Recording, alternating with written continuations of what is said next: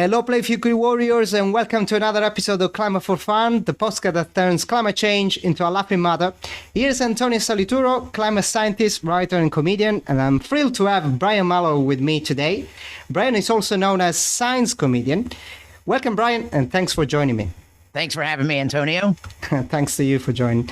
Ready to make us laugh about climate science? Yeah, but it's so funny. I mean, it's a serious topic, but of course, comedians often address serious topics. But there's something about this one that it just makes me think that, okay, I'm a comedian. I'm the court jester. That is my role, but I can't help but feel sometimes like I'm like the band that played on as the Titanic was going down. Like here, we're supposed to make light of this, but it's really happening. Yeah, it is. It is. Anyway, well, we'll see, and we'll go through some questions. So if you're happy with that. I'm ready. Yeah, cool. So let's start from your title, Science Comedian. Yes. Did your science teacher call you that after marking your assignments, or what? No, I wasn't a big class clown because I was a little shy. I'm not as shy as I used to be, but I was funny. It's funny you should say that because I did get I have old papers that I wrote in junior high and high school that have comments by the teachers that indicate that I was being a comedian, but they let me get away with it because I was a good student. So that's the key. If you do well and you're smart and they know you're a good writer already, then you can get away with ridiculous stuff. But no, the science comedian thing, though, the roots, you're right. The roots were there early on. And I loved science. When I became a comedian, I didn't already have the idea science comedian, but if you saw my act, you'd make the connection. It was geeky from the beginning. I always made science and science fiction references. It took me a long time, years before the phrase science comedian popped in my head. And you know what? I checked and sciencecomedian.com was available, which I thought was either a really good sign or a really bad sign. Maybe it's useless real estate, but no, it actually was perfect because everything kind of crystallized around it. It's like, oh, so I didn't set out to become the science comedian. I came up with the phrase. It was like recognizing what I was already doing. It's like, that's, if I cut away some of this other stuff, that's what I'm doing. Science comedy. Oh, okay. And so I snapped it, and then on each platform that came along. So I'm science comedian on Instagram and Twitter and YouTube and everywhere else. Yeah. Okay. No, why it makes sense. Why not? Then why not? And I have the broadest definition of what science comedy is. One time somebody asked me, so you teach children about comedy, about science using stand-up comedy. I was like, oh no, not if you're a geek, I'll make you laugh, which is so different. But the truth is, there's a little bit of the teacher in me. Yeah. I enjoy learning and teaching. Cool. And I enjoy making people laugh. And like I said, my broad interpretation of what a science comedian is means that I'm not always talking about science subjects. I might be talking about my girlfriend being really short. And in fact, the first time I saw her, I thought she was farther away than she actually was. So it's like the topic, it becomes an optics joke, you could say. Yeah, but it's like noticing that when my dad lost weight, my mom gained weight and vice versa. And it was like the conservation of mass within our family. So so really what it's about is I have kind of a rational science worldview. Okay. And it's just how I look at anything. So it doesn't matter if we're talking about science or anything. It's like, why are snooze alarms every 9 minutes? Why not just round up to 10? It's sort of rational. And I would link this, relevant to this. It's just, maybe it's about critical thinking. Yeah. It's about noticing these little things and not letting them get by you. Cool. Fair enough. That's a good point. So while you're not a scientist, you totally advocate. Not a scientist. Yeah, yes. You totally advocate for science, I'm assuming. Yeah. So I assume you agree with the theory of evolution by natural selection. But it is just a theory. Yeah. Okay. Fair enough. No. And in case anyone doesn't know, that is a huge sticking point in this Yeah. conversation. Yeah. But because when scientists say, like, I have a theory as to why snooze alarms are just 9 minutes, that's not the same as a scientific theory, which doesn't attain the level of being a theory, as you know, unless it's really well supported by evidence. So it's a my snooze alarm idea is a hypothesis. It's actually just a joke, but it's a hypothesis. And when a scientist says theory, they don't mean the same thing. Theory is actually jargon, and it has an actual definition. So. Right. But okay, so I'm just goofing off. But yes, of that's course. fine. Yeah. You know what's funny? It's that you bring up evolution. Is that a lot of climate change deniers? Yeah. There you go. It's not the only science they deny. Like they also might be evolution deniers or other topics. And evolution deniers. I guess that makes them primate change deniers. That's nice. That's a nice one, yeah. And climate change. Right, cool. As part of your job, you train scientists to become better speakers. Yeah? So what are your top 3 tips from making climate science as accessible as possible?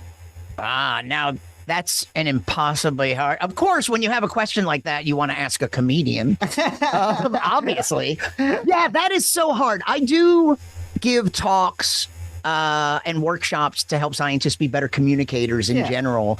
And, let's stepping back from climate change specifically. Okay. My core advice for communicators or scientists communicating to the public, especially if you're speaking, that's what I have the most experience doing. I also have done various audio and video production, but in terms of, and it really applies to all, and to even to writing. But I like to say, be yourself, which is hard to do on stage. It seems like the easiest advice. Be yourself, but to be yourself on a stage with lights, microphones, and people looking at you, it's not always that easy to be yourself.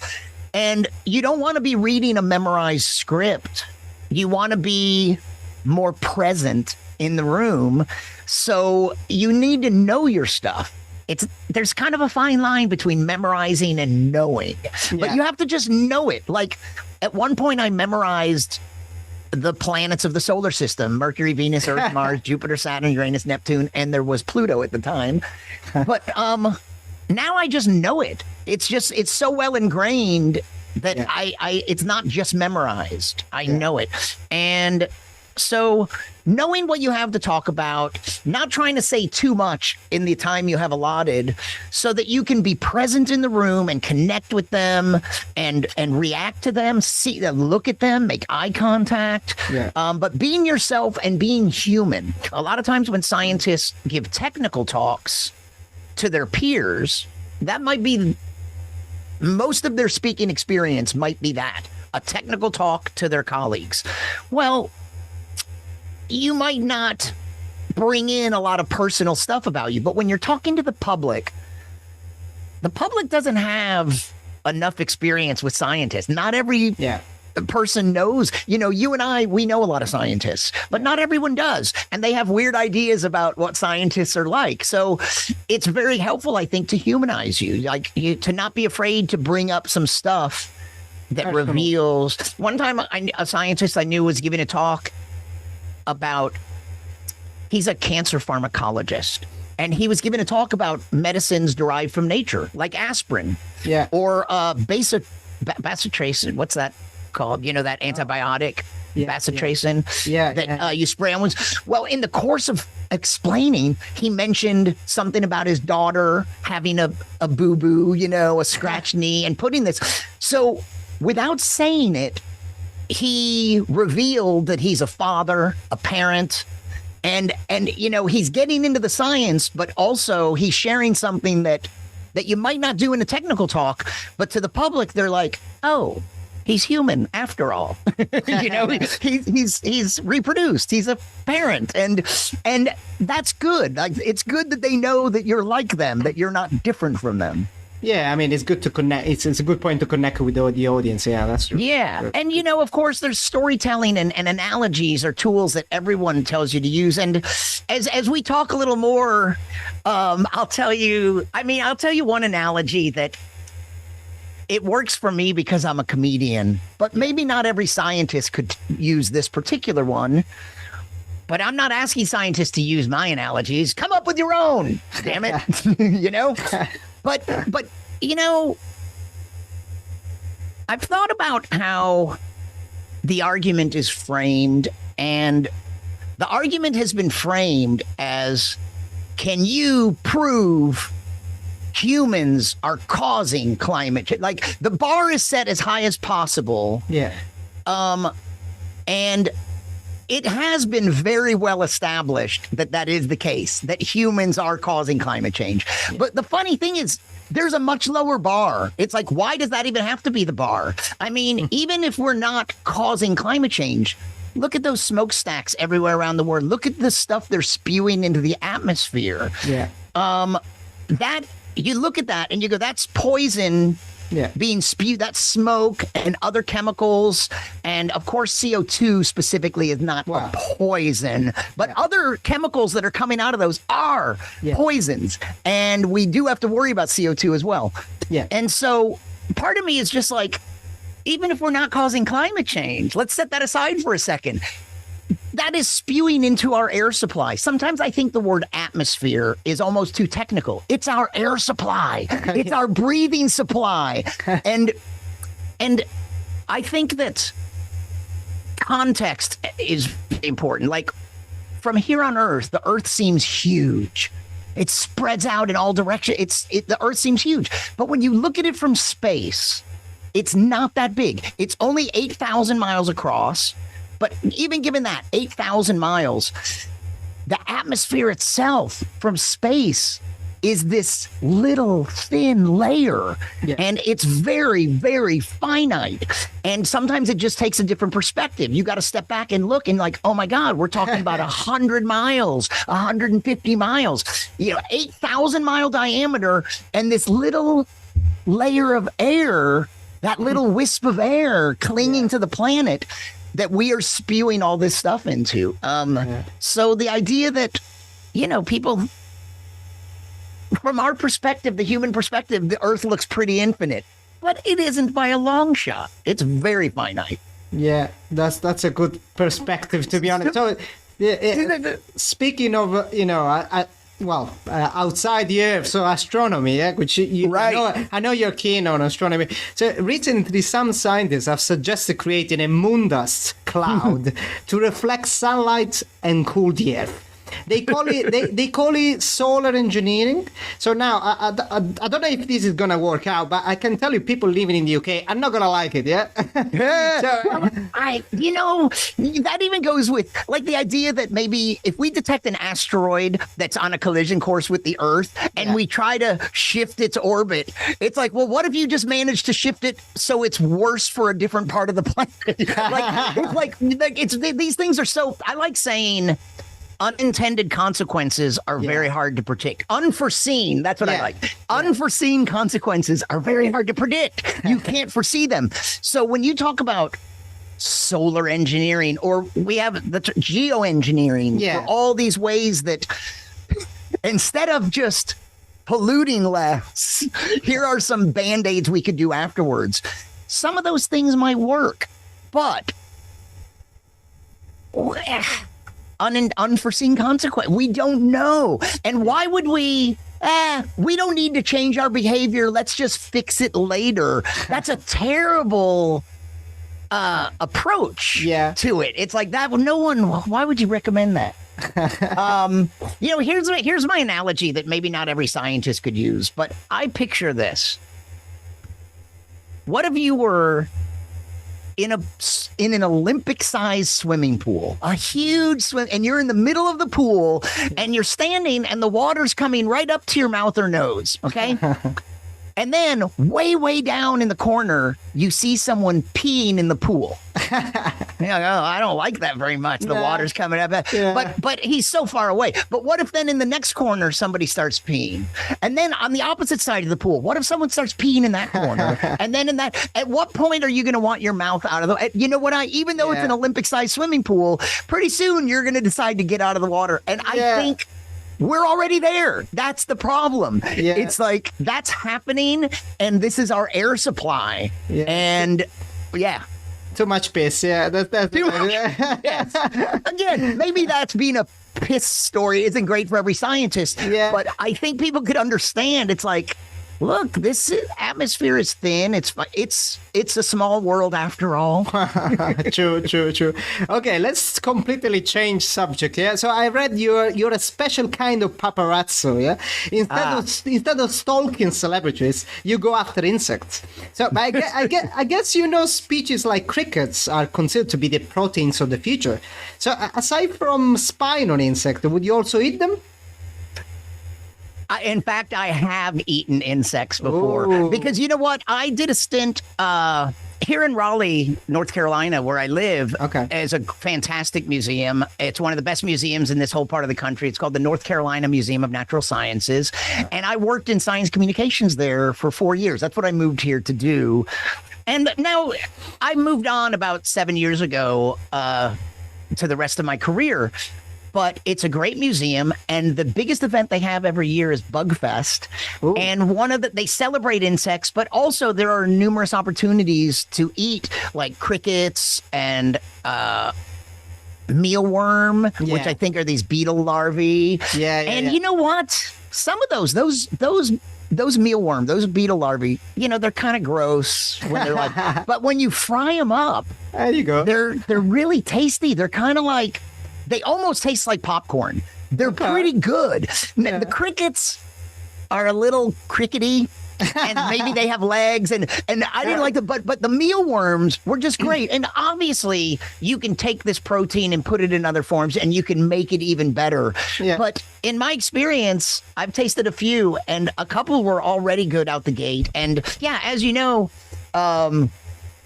I don't currently have a site up, but Insect Paparazzi is this. Well, I have an Instagram account for it, but I haven't been posting to it. But I do feel like I'm chasing. Hey, let me make you a star. Let me take your picture. I'll make you look good, and let me do your headshots.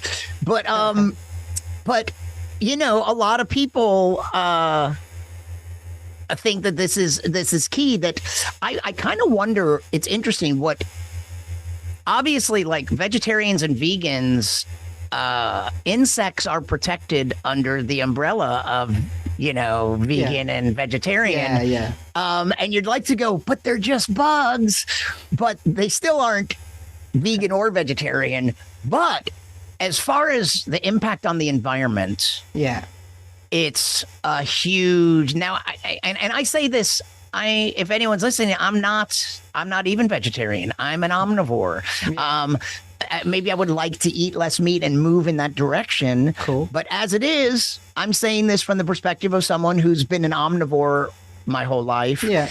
But I do realize that, the water demands and the other environmental impacts of eating meat are pretty extreme, and eating insects, like we could better feed the world.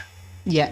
I think so. Anyway, when saying that you don't go after celebrities, I was lying actually, because Brian May. So I was impressed when I got to know that.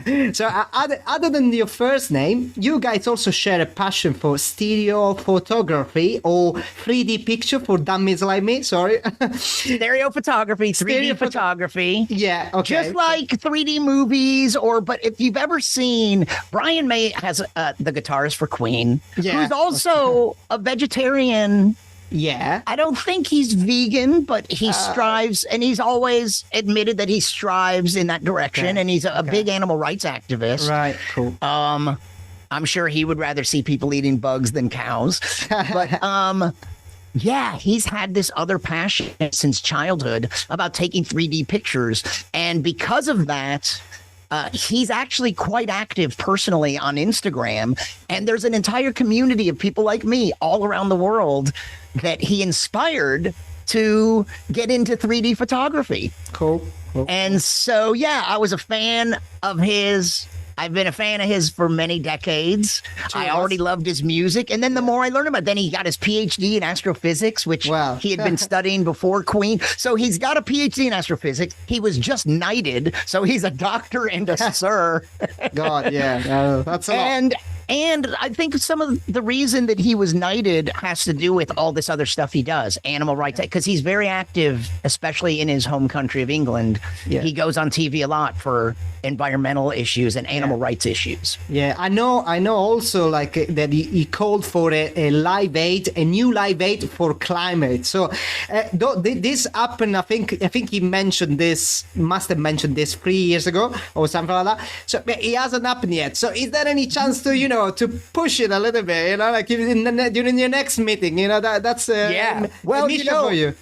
I do hope to talk to him in the near future, and that is interesting. I wonder, and if anyone could make it happen, he probably, could make it happen. Yeah, that's it. Okay, cool. Anyway, so now a different kind of question. So can you tell me one thing about climate change that makes you laugh? Well, one thing that I do find this amusing, but it's that kind of humor where it's like you got to shake your head at it too.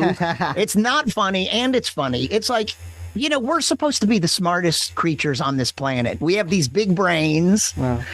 And let me preface this by saying, because it's kind of related to this, a lot of skeptics think there's a denial talking point that like as if there's not a consensus about climate change. It's like, well, they're still trying to figure out if it's really happening. And that is so far from the truth. Climate scientists, and you know what? Here's the other thing. It's not just climate scientists, because people that are studying the climate, some of them are geologists. Some of them study ice cores. Some of them study rising ocean level rises. Some of them study the acidification of the ocean. Some of them study other change. It's like it cuts across so many different sciences. Yeah. And it all paints a consistent picture. And the scientists, they're not trying to prove that climate change is happening or not. They are documenting the changes. Yeah. Scientists are actively documenting the changes. They're not trying to determine if changes are happening. All of them are documenting. And one of the things that's been well documented is the movements of other creatures. Like creatures start changing habitats and cycles. The thing about the Earth is that, and the reason a tiny change in CO2 or something else can cause an outsized impact is because everything is in balance. Like the Earth has evolved.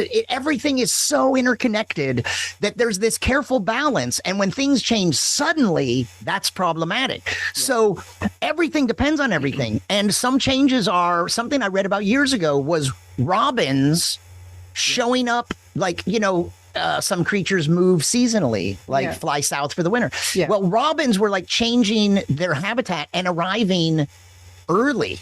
They're because of the changes, they arrive 2 weeks early.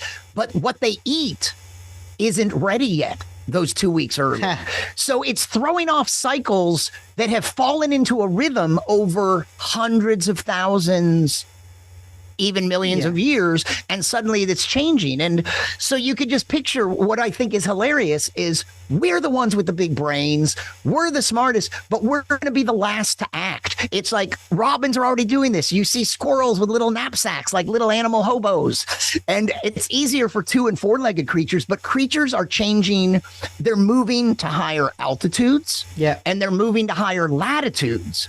And unfortunately, there's only so far you can go. If you start going up a mountain, there's a limit to how high you can go, and then you run out of space and latitudes. You get to the pole. So some animals, I was thinking 2- and 4-legged critters it's a little easier for them. But what about like a redwood or a sequoia? What if the climate changes? I've got roots in this community. They're not going anywhere. So some things can't change easily. Humans, we could move the easiest. We have airplanes and trucks to move our furniture, but we're so stubborn that we're going to continue to build houses right on the beach, you know, as long as insurance companies will insure it. Yeah. That's going to probably be the breaking point, because at one point insurance companies are going to go, we can't really insure that property. Cool. Yeah, that's an interesting point, actually. So, so tell me one fun thing people can do to fight climate change, other than relocating, obviously. Well, again, you know, I'm not a scientist or engineer. I'm a comedian. So you get what you ask for. If you ask a comedian for suggestions. Well, one thing I was thinking is, like, have you ever heard that, you know, rooftops of buildings, if they're black, you know, one of the problems is how much of the sun's heat gets absorbed. Yeah. And if roofs are dark colored, they absorb a lot. But if more rooftops were white, then they might reflect more of the energy back. Yeah. And some of that's going to get trapped by the atmosphere, but not all of it. So it's like reflecting instead of absorbing. Well, I thought, hey, what if we had hats that had 1 square foot of reflective white material? I'm talking about mandatory headgear. This is what I know how much we love mandates the past few years. Well, my idea for a mandate is, imagine mandatory headgear, because look, there's about 8 billion humans. If 4 billion humans would wear the headgear, that's 4 billion square feet of reflective surface. That's a lot. So that's a lot of reflective surface. Here's another one. Well, you know, CO2, we exhale CO2. Yeah. So there's your problem right there. We should try to exhale less CO2. You should at least try to inhale more than you exhale. Yeah. Maybe if you took a yoga class or if you meditated, that's true, then we could exhale less CO2. These are my absurd explanations. Well, and you know, not everything is going to be bad. I started thinking about like job changes in jobs. Like, see, I saw an ad learn how to become an underwater welder, and I thought that's hilarious. Wow. That would never work for me because I don't perform well under pressure. But but underwater welder, and I suddenly realized, oh my God, look at all the jobs that will open up. All you have to do is add underwater before it. An underwater accountant, underwater firefighters, underwater whatever. It's like you're going to have to be trained. And different products. If you want to start thinking about the future, what should you invest in? Umbrellas, galoshes, you know, boats. Interesting perspective. Yeah. Underwater firefighters are like, language is going to change. What do you do with phrases like "there's plenty of fish in the sea"? Maybe there won't be plenty of fish in the sea. Maybe or not. People will start asking, why isn't the sky blue? Yeah. So even change, and you know that one, there's kind of a famous one there where people love to go, denial's not just a river in Egypt. That would have to change slightly to denial's not just a dried up riverbed in Egypt. Let's stick with the time. Yeah, well, evolution in this case as well, isn't it? Right. You know, that's really, you know, evolution is the key. You know, it's not the strong. There's always been this little bit of misinformation about evolution and the strong, you know, this phrase that the strong will survive. Well, the strong bullies can bully you around for a while and get their way. But in the end, that's not what Darwin said. And that's not what we observe. What's key is not being big, because you'll notice T-Rex and Velociraptor, Triceratops are all gone. Pigeons are everywhere. So it's not size that matters and it's not strength that matters. But what he said is like, it's who's most adaptable and most responsive to change. And on the one hand, with our big brains, we have the chance, the ability to be the most responsive because we can see these things happening in advance and we can do, but are we gonna do it? It really bugs me that the energy companies don't lead the way. I've thought this for years because one of the one of the unfunny problems we have is how do you change a system when some people are invested in things staying the same? Like weapons manufacturers, they like wars. Yeah, they want us to use up weapons. They want investments in more weapons. But what do you do with someone who's invested in this current system? They don't want to change. But my feeling is, if the energy companies, oil companies, and everything, if they led the way, it's like a win-win, because if they lead the way, they can maintain their position of power and wealth. True. And they can look like heroes. So the thing is, they can look like heroes, and importantly to them, they can keep their lead, because if they don't lead the way, some wily little, just like dinosaurs lost out and some little mammal ancestor of ours found its way, like weaseled its way up, or that's even a mammal word.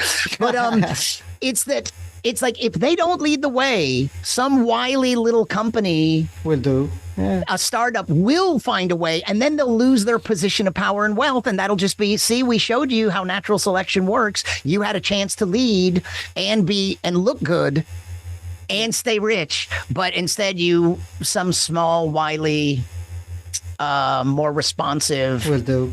Yeah. I think I read this somewhere that I think it's a citation of someone, I don't know. But his intelligence is the ability to understand when it's time to change. So, it makes sense, I think, to me.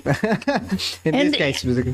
And I know that sometimes people think that evolution isn't happening anymore.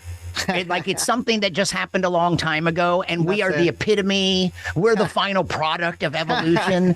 And that couldn't be farther from the truth. Evolution isn't something that happened a long time ago in a galaxy far, far away. Yeah. It's happening right now, here in this room. It's all around us. And we're not the end product. And someday we could be somebody's dinosaurs. Perhaps. And God knows. Yeah. But hopefully, we could wise up and we could see, these other animals are reacting. I like that you're doing some stuff. I don't know if people realize that this entire podcast is being produced only using recycled electrons. So you're doing your part. Yeah, basically. Yeah. Here's my most absurd idea. Okay. Mandatory headgear, right? Everyone has to take yoga and meditation and exhale less. But how about this far-fetched idea? What if we cut back on emissions a little, made a gradual transition to renewables? Yeah. How's that for a crazy idea, huh?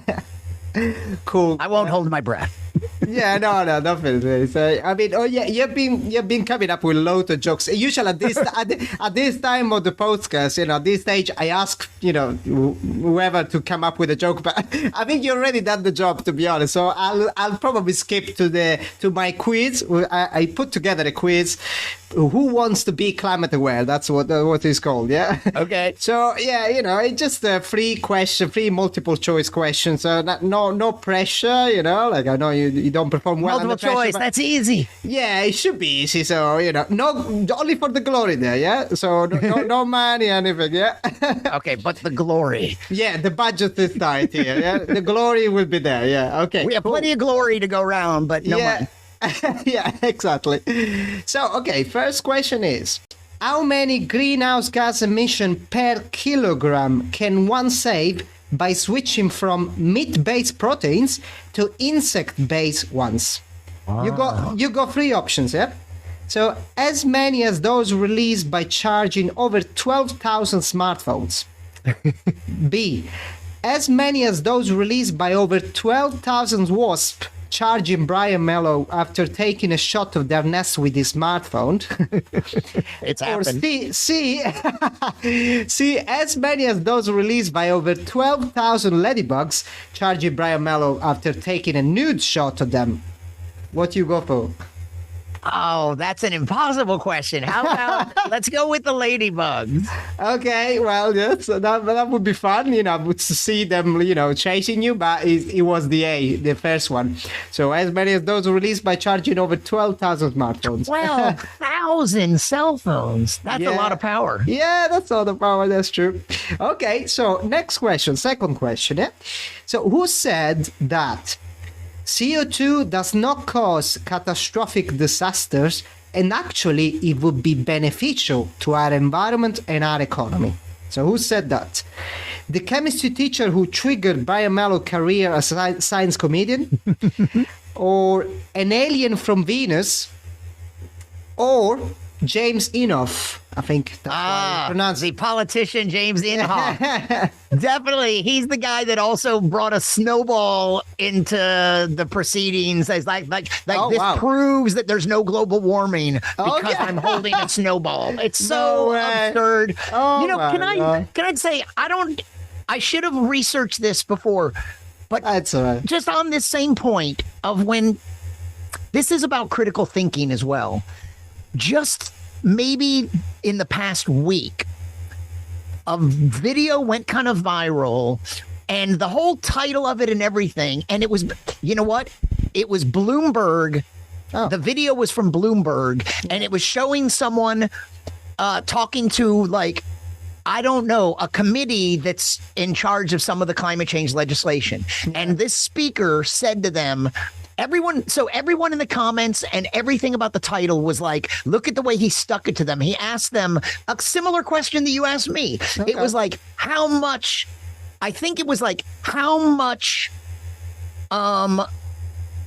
difference are we talking about? Yeah. That we're trying to save, and like how much difference in the percentage of CO2. Yeah. In the percentage of CO2 in the atmosphere, how much are we trying to change? And so they started guessing big numbers like 25% and all this.